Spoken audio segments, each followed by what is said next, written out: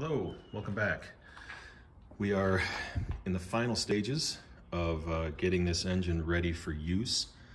I have a plan to do a few things to it before we move on and get the engine in. First thing I want to do is put a switch right there.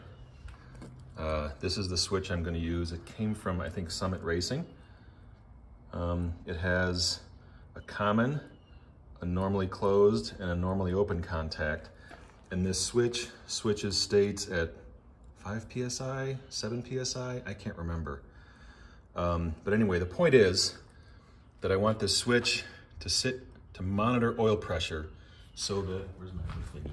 So that if the oil pressure ever drops, you know, for any reason, like the machine is rocking or just drop oil pressure, this switch will close and I'm going to make it power that alarm. So I'm going to run a wire to the common and the normally open contacts, which are, I can't see which one they are right now because my eyesight is terrible. This one and this one. Anyhow, so that's going to power this alarm, this buzzer, if the oil pressure drops. Now, I took out this plug. This plug came out of here. This plug looks like, excuse me, sorry. Is that even focused? Can you even see that? This plug looks like it's 1/8 NPT. This guy is 1/8 NPT. But this is not 1/8 NPT. I believe it is British because 1/8 NPT is 27 threads per inch. This guy is just a little bit more than 27. My thread gauge can measure 27 and 29. This one is neither 27 nor 29. My thread gauge does not have a 28. For whatever reason, it doesn't have a 28 measuring thing on it. British pipe is 28. So I'm thinking that since this thread is just a little bit finer than regular 1/8 NPT, that that's what this is. So my plan is to tap this out 1/8 NPT. Now, of course, the trouble is, how do we manage the chips? Because this is going to generate some chips. So I'm going to dip the tap into the grease, and I'm going to see how well we do. It is critical that I don't tap too far. This is a tapered thread, so if I tap too far, I am going to ruin the engine. This part of the engine is cast into the block. I had thought that this whole assembly might just come off and I could take off this whole thing, but it does not. This part will come off. This whole cooler adapter gizzy will come off and will part from this. But this is cast into the engine right there. You know, so there's no, see, that's the part that would have to come off. That's obviously not coming off.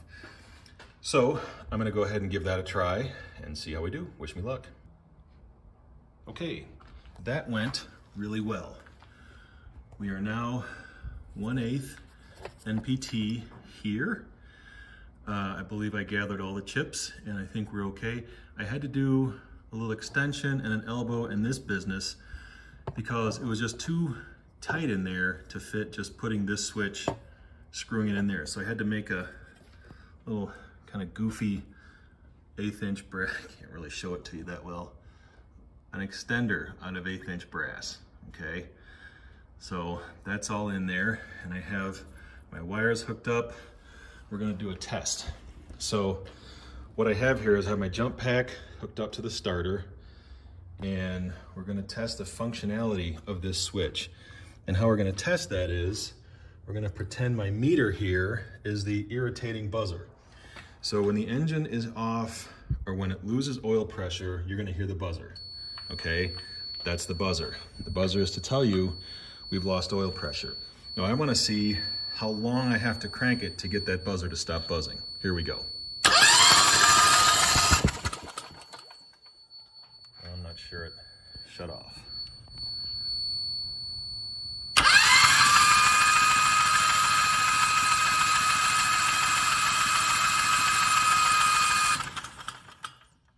It was quite a while.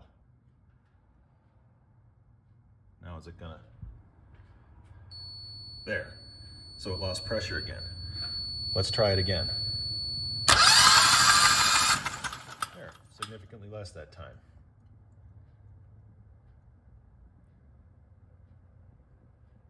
Still holding pressure there. So anyway, so that proves that works.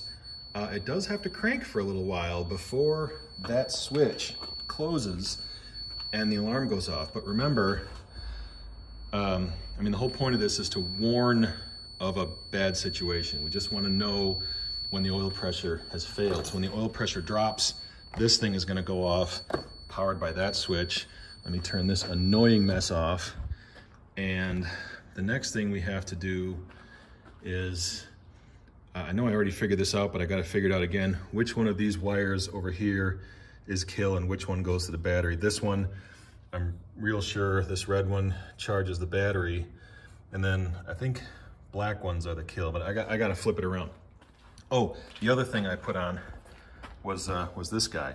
This is a remote oil drain plug made by a company called Drains It, and this is where the drain plug is. There's another one on the other side. I don't want to bother showing it, but the drain plug, with this engine sitting in the machine, that drain plug is in a real inconvenient spot. So I have this sort of, I'm gonna kind of, maybe, I don't know if I'm gonna leave it out or leave it kind of tucked in there. I don't know what I'm gonna do. But it's real convenient to just stick a bucket under here and take this off. The oil takes a longer time to drain out of there, but it makes a much easier time. Anyway, so next thing we're gonna do is finally figure out the wiring, mark our wires, and put the engine in and run it. Okay, so what we're doing is figuring out the kill. Now, I know I already did that, and I'm pretty sure it's this black one right here, but I want to be real sure. So I have my little spark tester here, have my jump pack still hooked up. I turn the motor around a little bit, and so what we're going to do is check for spark. Like right now, there should be spark. Let's turn it over. Spark. Okay. Now, all I'm gonna do, I have my little clip lead, attach this little black wire, and I'm just gonna ground it, just like that. So there should be no spark here, and that will confirm that that is the kill. Okay, no spark. So the black with the red is the kill. This red goes to the battery. In fact, I'm just gonna put a jumper from, let me turn off my jump pack here. I'm just simply gonna run, maybe I can just put an eyelet on there. I just have to connect this to this, because this is gonna be connected to the battery. And then all I gotta do is run one wire off of here for my kill, for the switch. Anyhow, stay tuned. All right, so what I just realized is that this particular ignition switch that's in the machine is not going to work. The reason it's not going to work is because in order to kill the engine, or to kill the ignition, there needs to be one dry closure when the switch is in off position, meaning one of these has to be shorted and have no power on it. None of these are actually shorted out with the key in the off position. There is no, in other words, all of these terminals here are open when the key is in off. And in order for this to work, we have to have, when you turn the key off, a closure has to happen. So we can accomplish this one of two ways. By simply doing just a toggle switch and a push button, a toggle switch for the ignition and a push button for the start, or try to find an ignition switch that has a closure that I can use. Let me do some digging. All right, so we have, the engine is is in. It is bolted down. I don't have them torqued. Don't have the engine torqued down all the way, just enough to make sure everything lines up. I have my battery connected. I have my positive going all the way down to the starter solenoid, and I have my ground from the battery going right to the engine. Now the engine is bolted to the frame, so I think that's a decent ground. I have all of my wires hooked up. I have my kill going to the kill, and I have my, well, I think I just have everything hooked up. I have my throttle cables and everything. So let's just give it a bump. I just want to hear it bump. That's it. So here's the ignition key. This is the one that came with the engine. I have some wiring to clean up here, but everything is hooked up. I do not hear, sorry, I'm a little crazy with the camera. I was hoping to hear the Hobbs meter going. No, I don't hear it. Maybe the Hobbs meter is broken. Anyway, I'm just gonna turn the key a little bit and see if the motor bumps. Oh, yes it does. Okay, great. Stand by. All right, well, I got so excited I almost forgot about my exhaust system. Anyway, put the exhaust on. It seems to be clear of everything.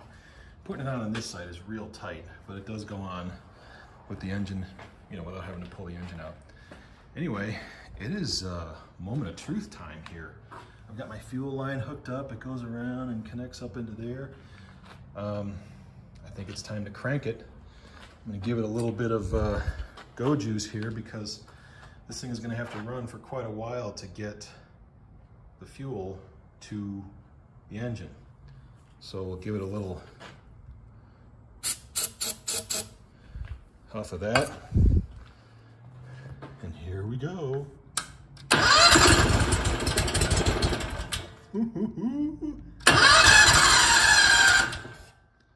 right, let's give it another squirt.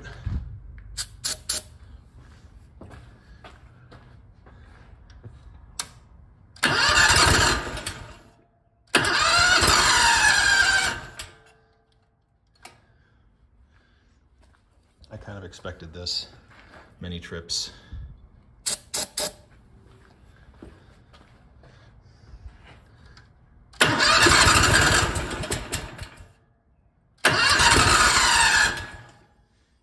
It's moving a little bit because it's not completely torqued in there yet.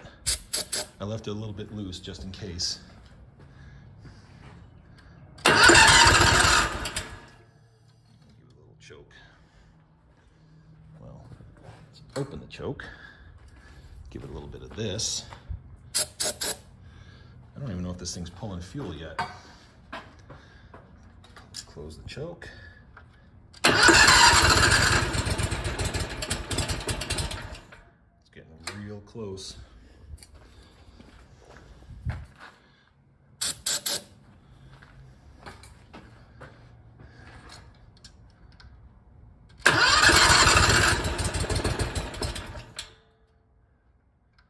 Fire one of these times, right?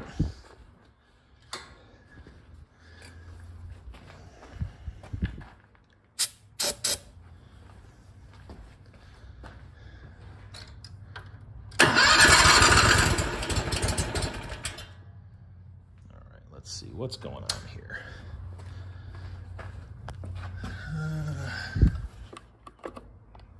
I can't see any fuel in that. All right, bear with me. Pause. So we're about an hour and a half to 2 hours later, and I can tell you that sometimes the best learning is learning by experience. It's probably the most sloppy and painful, but I'm not likely to forget. So all that dumping of fluid and stuff in the carburetor, the starter fluid, the gasoline, the engine would run on that for just a few seconds and it would just stop. Like it was not getting any fuel to the carburetor, which is true. This engine has an electronic fuel shutoff to the carburetor. This green and yellow wire down here is the shutoff.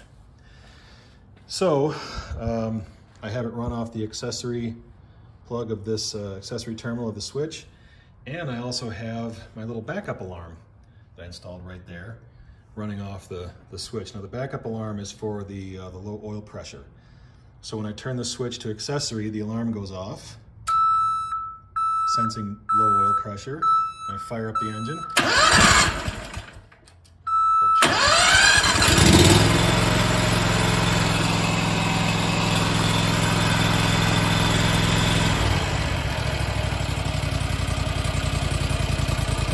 Pretty cool, huh? Idle's a little low, I gotta fix that. Anyway, here comes the oil pressure. Wait for it, wait for it. Oh, yeah, I turned it off. Let's try that again.